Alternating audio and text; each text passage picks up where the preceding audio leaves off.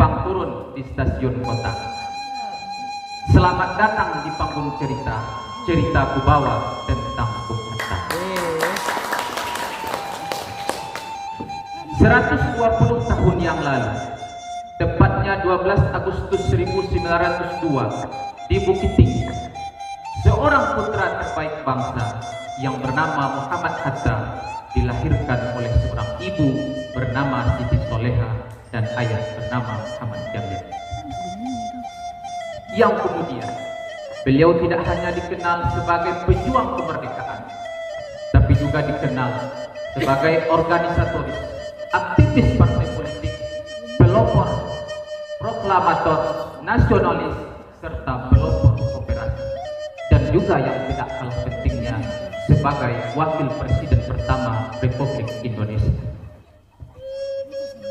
Kiprahnya di bidang politik telah dimulai sejak beliau muda belia, ketika berusia 14 tahun, ketika terpilih menjadi Bendahara Yong Sumatera Nembon pada tahun 1916.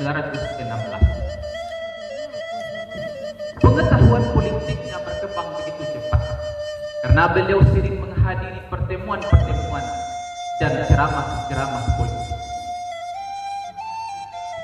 Di usia 19 tahun, tahun 1921, beliau berangkat ke Rotterdam, negeri Belanda, untuk melanjutkan pendidikan dan bergabung dengan perkumpulan pelajar tanah air. Pada awal, organisasi ini hanyalah sebagai perkumpulan pemuda. Akan tetapi, segera berubah menjadi organisasi pergerakan dengan bergabungnya Suwardi Suryadiningrat, Dewes Dekker, dan Cipto Mangunkusumo. Yang kemudian organisasi itu dikenal dengan Perhimpunan Indonesia. 1 tahun kemudian,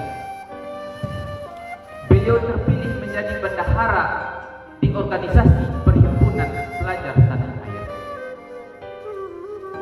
Di usia 23 tahun, tahun 1925, barulah beliau terpilih menjadi Ketua Perhimpunan Indonesia. Ketika terpilih menjadi Ketua Perhimpunan Indonesia, beliau mengumandangkan pidato dengan judul Struktur Ekonomi Dunia dan Pertentangan Kekuasaan. Dalam pidato tersebut, beliau menganalisa struktur ekonomi dunia yang ada pada saat itu berdasarkan landasan non-kooperasi. Muhammad Hatta berkali-kali terpilih menjadi ketua perhimpunan sampai pada tahun 1930 dengan perkembangan organisasi yang signifikan. Hal ini dibuktikan dengan berkembangnya jalan pikiran masyarakat Indonesia. Di masa kepemimpinannya sebagai Ketua Perhimpunan Indonesia, beliau pernah menghadiri deklarasi Kongres Demokrasi Internasional di Berlin, Prancis. Saat itu, beliau memperkenalkan Indonesia dan Indonesia menjadi dikenal di kalangan organisasi-organisasi internasional. Pada tahun 1927, Muhammad Hatta bergabung dengan organisasi Liga Menentang Imperialisme dan Kolonialisme di Belanda, dan ia berkenalan dengan aktivis nasionalis India Jawaharlal Nehru. Kemudian di tahun 1932, Hatta kembali ke Indonesia setelah 11 tahun tinggal di Belanda dan bergabung dengan Partai Pendidikan Nasional Indonesia. 1 tahun setelah kepulangannya dari Belanda, Soekarno diasingkan ke ND Flores. Aksi ini menuai reaksi dari Muhammad Hatta yang menulis di berbagai media tentang pengasingan Soekarno di ND. Aktivitas Hatta inilah menyebabkan Partai Pendidikan Nasional Indonesia menjadi pusat perhatian Belanda dan menangkap para pimpinan-pimpinan partai yang selanjutnya dikirim ke Digul, Papua. Sesampai di Digul, Papua, Kapten Van Loja menawarkan dua pilihan kepada Muhammad Hatta: bekerja sama dengan Belanda dengan gaji 40 sen per hari atau tetap menjadi orang keuangan. Pilihan itu dijawab oleh Muhammad Hatta. Kalau seandainya mau bekerja sama dengan Belanda, tentu dia masih di Jakarta dan mendapatkan kedudukan yang tinggi dan gaji yang besar, dan tidak perlu susah-susah datang ke Tanah Merah dengan gaji 40 sen per hari. Setelah beberapa lama, ketika pemerintah kolonial Belanda berganti, Hatta dan Syahrir dipindahkan ke Banda Neira. Di sana, beliau bebas berhubungan dengan masyarakat setempat, sehingga beliau mulai mengajarkan tentang sejarah dan politik kepada warga setempat. Setelah 8 tahun di pengasingan, beliau kembali dibawa ke Sukabumi pada tahun 1940. Selang 1 bulan setelah sampai di Sukabumi, Belanda menyerah kepada Jepang. Selanjutnya Hatta dibawa ke Jakarta. Pada bulan Agustus 1945,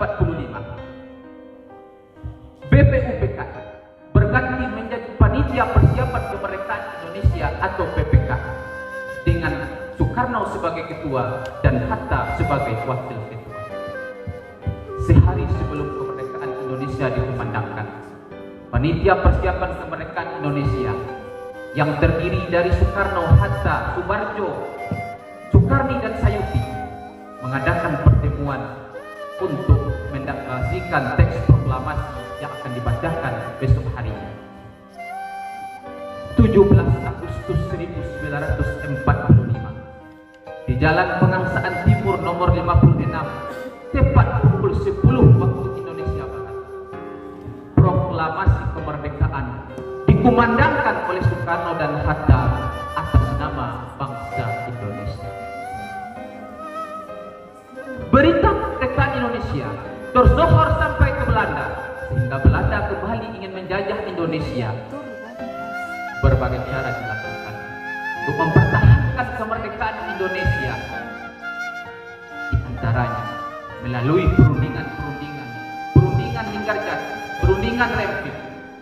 Akhir dari kedua perundingan itu berakhir dengan kegagalan karena kecurangan Belanda. Kemudian pada bulan Juli 1947, Belanda terbang ke India menemui sahabat lamanya ketika berada di Belanda, yaitu Jawaharlal Nehru dan Mahatma Gandhi. India bersedia untuk memberikan dukungan kepada Indonesia dengan melaporkan Belanda kepada Dewan Keamanan PBB untuk diberi hukuman. Ternyata perjuangan rakyat Indonesia tidak sia-sia.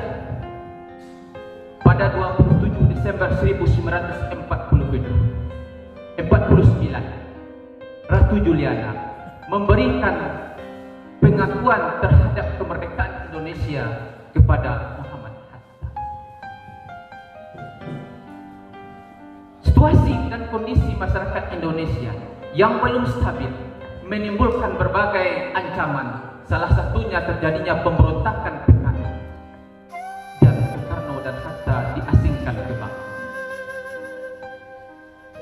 Banyak cara dilakukan untuk mempertahankan kemerdekaan Indonesia. Bahkan setelah Indonesia aman, Hatta aktif menulis di surat kabar, di media, dan juga pada Juli 1951 Hatta menghadiri pidato di radio tentang Hari Koperasi Indonesia, dan 5 hari setelah itu Hatta diangkat menjadi Bapak Koperasi Indonesia. Muhammad Hatta menikah dengan Rahim Rahmi pada 18 November 1945 setelah Indonesia merdeka, karena beliau berjanji tidak akan menikah sampai Indonesia merdeka. dan beliau dikaruniai 3 orang putri yang bernama Mutia, Gemala, dan Halidah. Akhirnya, pada 14 Maret 1980, di usia 78 tahun, beliau menghadap kepada Sang Khaliq meninggalkan bangsa Indonesia. Karena kecintaannya kepada rakyat Indonesia, beliau mendapat bintang kehormatan kelas 1 yang berhak dimakamkan di Taman Makam Pahlawan Kalibata. Tetapi karena kecintaannya kepada rakyat, dia ingin selalu bersama rakyat. Dia menolak karena dia mendapatkan di tahun 1972, dia menolak untuk dimakamkan di Taman Makam Pahlawan. Dan akhirnya pemerintah Soeharto mencarikan tempat beliau dimakamkan di Tanah Kusir, Jakarta. Anak raja senang berwisata, mencari kerang untuk dimaksa. Banyak cerita tentang Bung Hatta, mari dikenang sepanjang masa. Pergi ke Jakarta naik taksi, pulangnya memberi roti untuk istri. Bung Hatta pejuang sejati, jiwanya terpatri untuk negeri. Assalamualaikum warahmatullahi wabarakatuh.